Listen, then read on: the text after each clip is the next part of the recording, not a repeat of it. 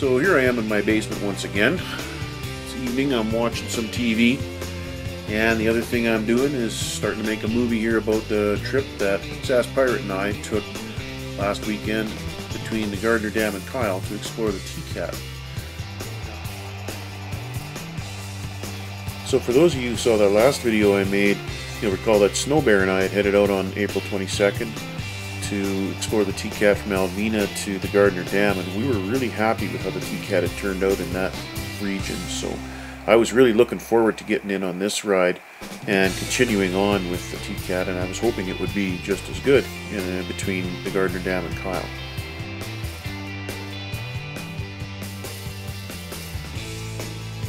So May 12th dawned. It was bright and sunny. I left home at about 5 after 7 in the morning. Headed over to where else but Tim Hortons at the south end of Saskatoon to hook up with Sass Pirate, who was to be my riding partner for the day. We're ready to head out. So while there's a lot of nice route between Saskatoon and the Gardner Dam, the plan actually just called for us to take a straight shot down Highway 219. The idea being that this would give us more time to explore the route after the Gardner Dam, which hadn't been done yet. Since we were going right by anyway, Sass Pirate thought maybe we could stop in Glenside. He has a property there and he needed to look for a little air compressor he likes to carry with him. So here we are at Glenside, and Klaus is just checking to see if he can find his little compressor. So we'll just be a few minutes here and then it's on to Gardner Dam. Turns out that a while back Sass Pirate had misplaced a little air compressor he likes to carry with him when he rides. He hadn't been able to find it at his place in Saskatoon at all, and he has a small property out in Glenside, so we stopped in there briefly just to check for the air compressor, but after a few minutes of searching it was no go, so we decided just to head on for the dam.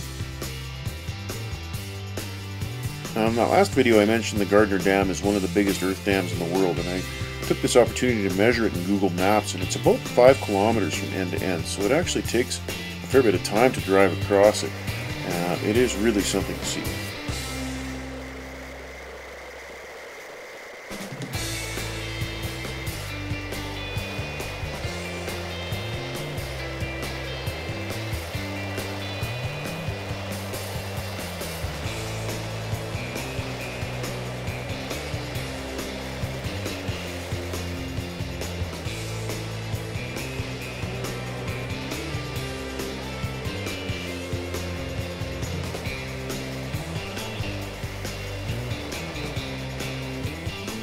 Now just across the dam there's this nice little road that leads west to the highway, and it ends up going up this little hill here and curves back north and meets up with the highway again. Now the logic would dictate that you would just take the highway, but because this is a dual sport route, an adventure route, I figured we'd throw this in on the TCAT, so it's a little bit more fun than just blindly riding the highway.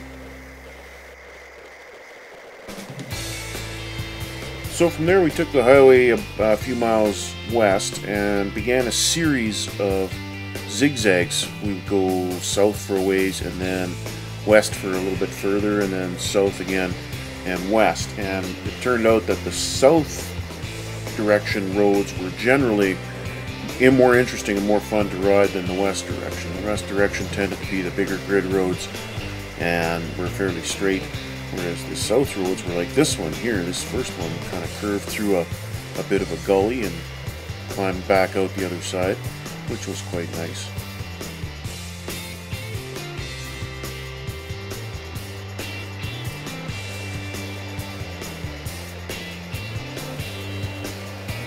Now here's an example of what the west direction roads we were taking kind of typically looked like. This one was a little narrower than most, but quite fast actually.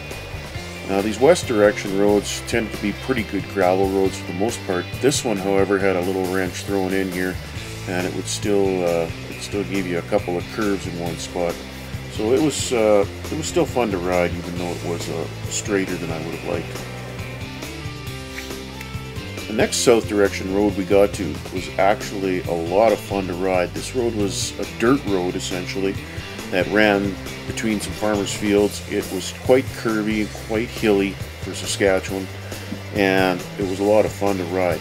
The only thing I'd be a little concerned about is if it's really wet, if it rained or something like that before you got on this road, it could be a little bit difficult to ride in some spots, but I think overall it is an excellent road for the TCAT, and I wouldn't hesitate to ride it again.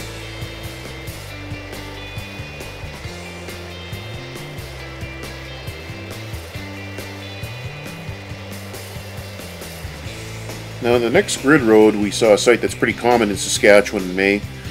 We passed this guy driving his air-seeder down the road, and you do have to pass these guys with caution because they have difficulty seeing behind their implements, so they might not notice that you're there. Well, a few kilometers later we turned south again, and the south direction roads had been great all the way along. This one was definitely no exception. The road was just a perfect combination of curves and hills and rugged road, and some of the scenery was quite breathtaking.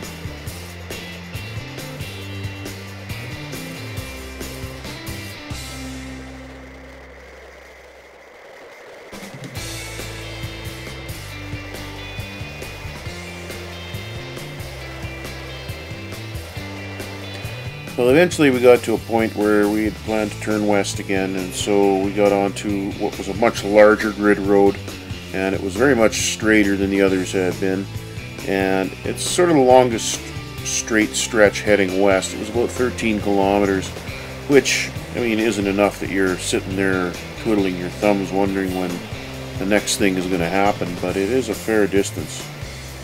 So we soldiered on down this grid road and finally got to a point where the main road had curved off to the north, and our route was going to take us straight west from here, not follow the road to the north, which was kind of a relief.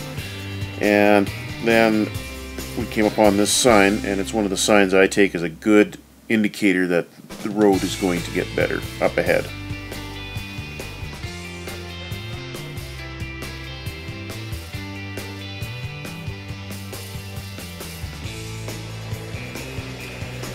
Well, the road narrowed down a little bit, and it did get better, and then we turned south onto this stretch, and this was sort of the last southerly stretch before this zigzagging thing was sort of over, and it turned out to be a really good stretch as well. So all the south stretches were jackpots, all the west stretches were, let's just say, you're going to get the experience of driving Saskatchewan grid roads in certain spots.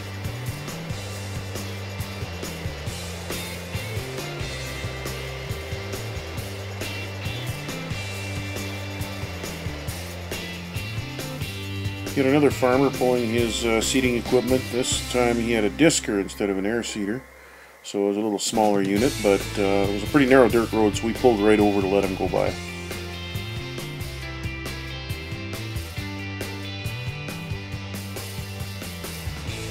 So eventually this road spit us out here, and we were a little concerned when we got here that we might not be able to continue down this path. The water was actually over the road in one spot. For those who don't know, Saskatchewan has been really wet the last couple of years, and water tables are unusually high in this area.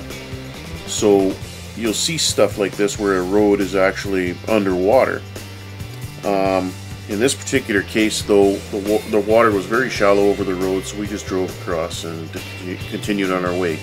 It's my guess that in August, when Ted comes to ride this, the water won't even be over the road anymore at all.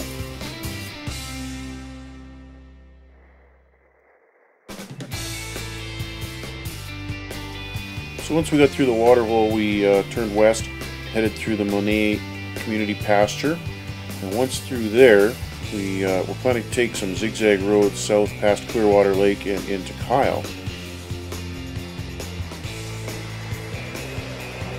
So we came into the Monet community pasture from the east side, and we were on this road as we drove in. This road kind of runs straight across the pasture and is actually a really excellent dual sport road. Great for curves and a few, like, you know, rolling hills, small rolling hills. And all in all, an excellent ride.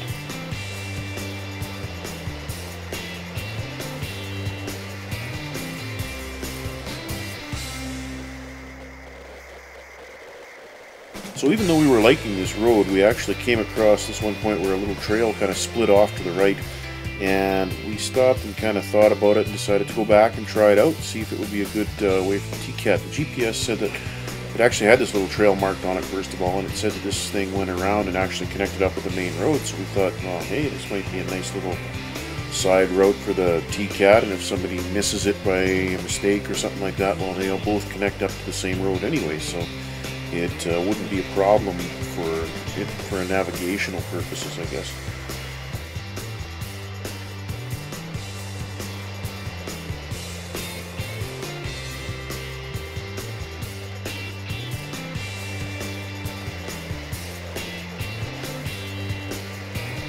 So as far as this trail was to ride, there was actually one major issue I had with it, and that was the number of gates on this trail. There were about 4 gates within the space of 2 to 3 miles, and every time, of course, you got to get off your bike and open the gate, push it through, close the gate again. I was a little worried about a couple of things. Number one, somebody leaving a gate open on the TCAT and causing farmers to get mad and then post no trespassing signs, things like that. And the other thing was just that it kind of destroyed the continuity of the ride to have to get off and get back on the bike so often. So we finally just got back to the main road, and we, as much as we liked the trail, we decided that the main road was probably the best route for the TCAT. And we stuck on the main road through the rest of the Monet community pasture.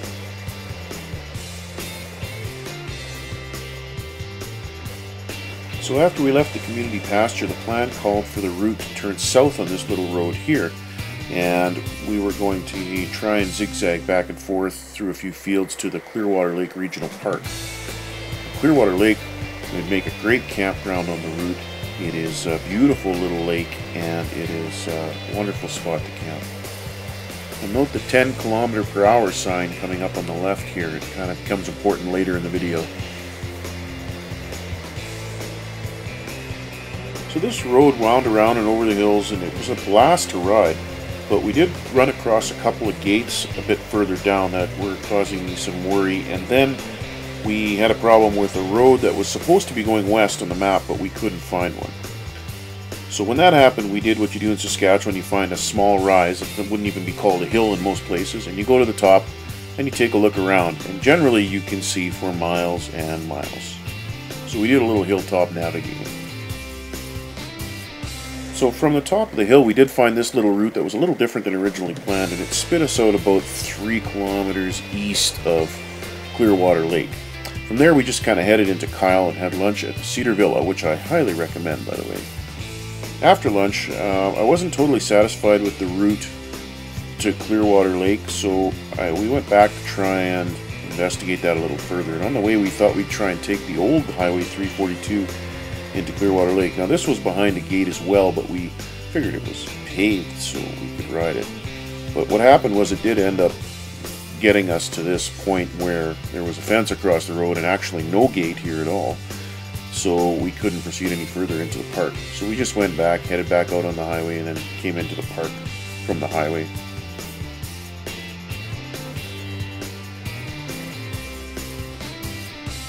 So we rode around Clearwater Lake and got to the north end, and then we were supposed to take this little road here through the gate. And we went through the gate and proceeded up this road, and it was great to ride, but again there were several gates in the way, and I am a little concerned that somebody's going to leave one open at some point, so we decided to try and find a different way. Now this road actually is a little bit further northwest of Clearwater, and it's a nice little dirt road cutting through some fields, and we actually thought that even though it's pretty straight, it would make a neat part of the trail. So we cut back east on this road after that, trying to connect up with the trail we'd taken before lunch heading south. And this just reminded me of being a kid riding dirt roads. I mean, when you grew up in Saskatchewan riding your little motorbike out in the farm, these are the kind of roads you end up riding on. And we ended up cutting through some pasture and a couple of fields, and it was just a spectacular ride overall. So it turned out we could get where we wanted to go on these roads, and if you look on the right here, when I glance to the right, you'll see the 10 km/h sign right there that we had seen earlier. And so we had hooked it back up with the route that we'd taken south. And after that, we just kind of made for the highway and headed home, because we both had places we had to be.